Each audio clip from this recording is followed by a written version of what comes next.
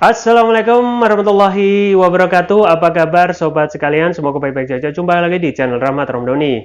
Kali ini kita akan membahas berita hangat dan masih hangat diperbincangkan, yaitu masih tentang kasus Habib Bahar bin Smith yang uh, dicecar ya. Ternyata tentang kasus tragedi kilometer 50 yang semulanya dilaporkan itu terkait kritik, ceramah kritik terhadap Jenderal Dudung. Ternyata yang paling dominan adalah memang dicecar soal tragedi kilometer 50. Ini ada berita yang menarik yang dilansir oleh duta.co ya.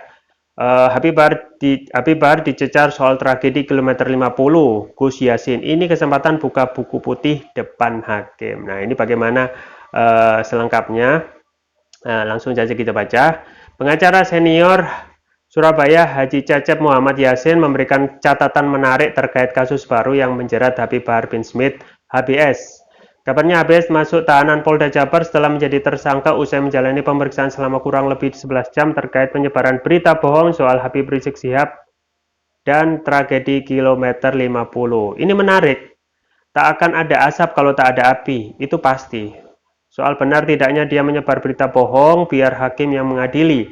Yang jelas tak terbantahkan adalah tragedi kilometer 50 yang menewaskan 6 anggota Laskar FPI.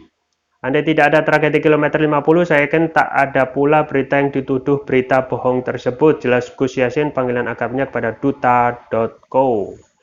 Lelaki yang juga ketua harian PPKN, Pergerakan Penganut Kitoh Nadiyah, ini justru berkeyakinan kasus HBS terbaru ini akan menjadi bandul balik atau berbalik arah. Menurutnya kasus baru HBS ini menjadi kesempatan untuk membuka isi buka putih tragedi kilometer 50 di depan majelis hakim.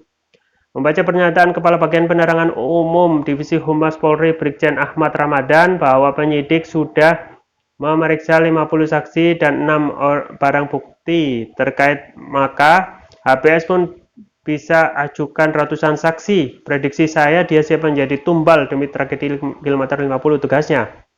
Dan benar, kasus yang menjerat HBS kali ini bukan soal Jenderal Dudung, melainkan terkait dengan isi ceramahnya beberapa waktu lalu. Kalau substansi pokok terkait video yang dimaksud, dalam objek yang dimaksud dalam video tindak pidana itu video ceramah Habib Bahar bin Smith, kata Aziz Yanuar, kuasa hukum Habib Bahar kepada jppn.com melalui sambungan telepon.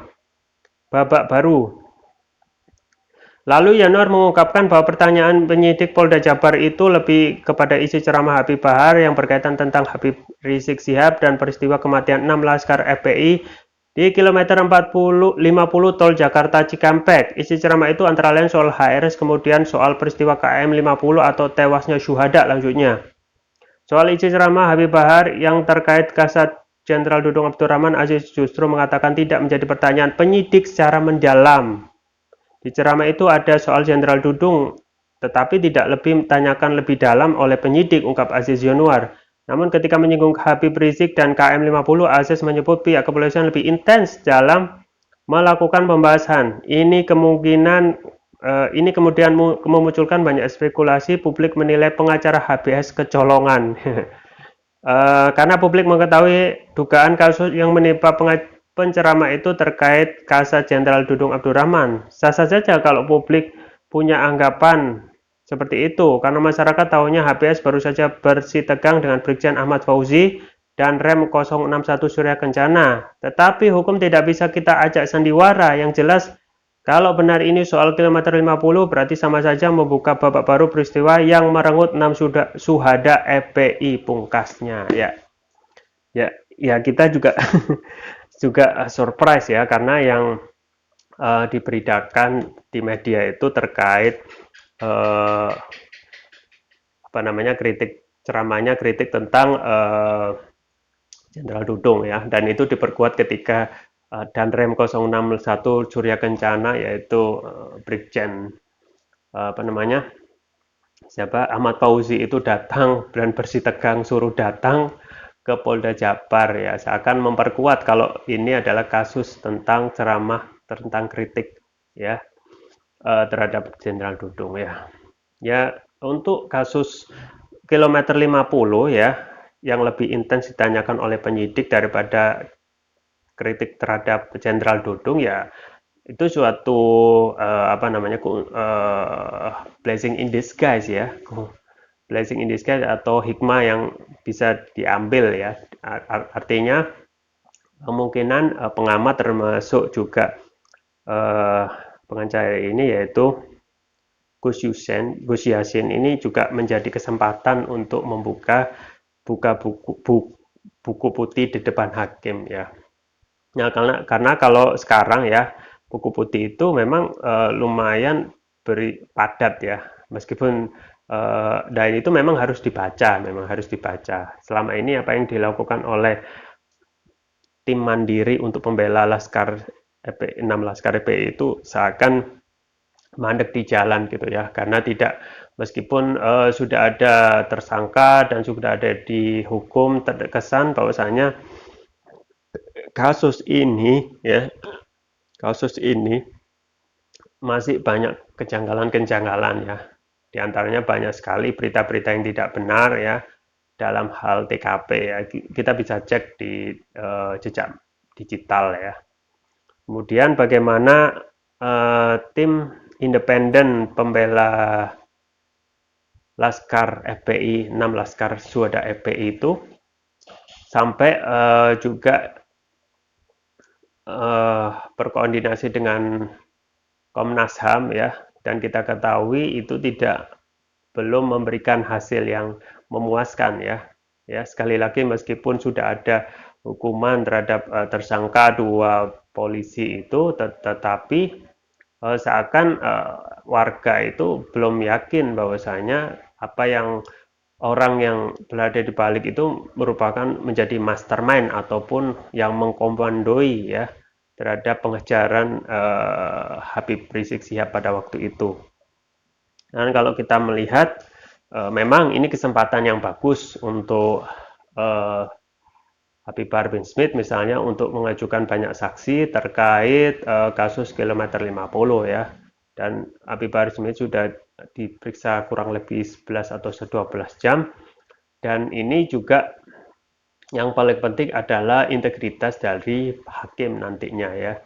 Meskipun kalau kita ketahui sekarang buku putih menjadi saksi ataupun keterangan ataupun informasi yang akan disampaikan ya, tapi itu juga berpulang kepada hakim pengadilan ya, apakah ini berbuat seadil-adilnya ya, mengungkap ya, membuka buku putih itu artinya harus membaca bab per bab ya tentang apa yang temuan-temuan fakta yang ditemukan oleh tim independen para pencari fakta ataupun tim independen yang membela 6 Laskar FPI ini ya. Karena buku itu akan menjadi buku kalau tidak dibaca per bab dan kita buka fakta-fakta yang baru ya.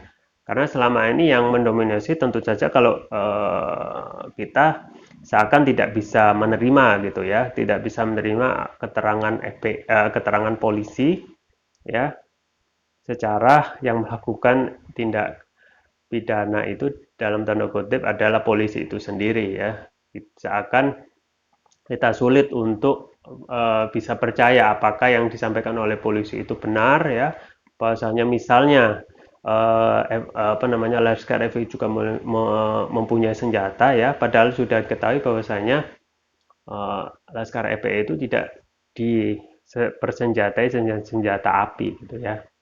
Kemudian tentang siksaan-siksaan, nah itu apakah benar? Nah, makanya ini harus benar-benar fair ya. Dan ini kembali lagi berpulang kepada keadilan hakim, mata hati dari hakim ya, apakah hakim dalam hal ini bisa bersikap adil ya, dan yang paling penting adalah bersikap mandiri tanpa ada yang membebani di belakang, tanpa ada yang apa namanya menentukan kasus akhir dari kasus ini ya. Karena kalau kita melihat track record ya, track record pengadilan apa namanya keadilan kita ya, apa namanya pengadilan kita yang pejabat pengadilan kita yang dan juga vonis-vonis kepada orang yang kritik kepada pemerintah, saya rasa sangat sulit ya, sangat sulit, sangat berat ya. Apa yang kita lihat ya di depan mata tentang kasus Habib Rizik Syihab ya yang tidak masuk akal itu ya, hanya karena melakukan kerumunan ya. Di lain pihak pejabat dan pemerintah bahkan presiden berkali-kali melakukan kerumunan tidak dihukum kan. Kemudian apa yang dia di vonis hakim terhadap semuanya ditangkapi ya. Habib Rizik ya, pentolan-pentolan FPI ditangkapi. Kemudian sebelumnya aktivis kami ya, Syahganda Nail Golan dan teman-teman ya. Kemudian para apa namanya ulama-ulama yang lain, Ustadz Farid Obat, CS ya, semuanya ditangkapi dan kriminalisasi dengan dakwaan yang tidak masuk akal ya, yang tidak kalau kita buktikan itu tidak sesuai dengan prinsip-prinsip keadilan ya, bukti-buktinya ya, aktivitas-aktivitasnya yang seolah-olah pasal-pasal ataupun tuduhan-tuduhannya dicari-cari ya, ditangkap dulu kemudian dicari tuduhannya ya. Ya kita berharap kedepannya ya memang sulit ya mempunyai apa namanya beban berat ya, apakah hakim akan benar-benar mengadili seadil-adilnya ya. Kalau kita melihat ya fakta tentang kilometer 50 ya, apa yang disampaikan Habib Bahar bin Smith, kalau itu ternyata berita bohong ya apa keuntungan Habib Bahar bin Smith itu tidak bisa dibuktikan ya. Ya, ini jadi terpulang kepada hakim pengadilan ya. Kalau bisa fair ya seharusnya apa yang dilakukan Habib Bahar Smith itu tidak terkait dengan berita bohong ya. Hanya melakukan ceramah amar ma'ruf nahi munkar.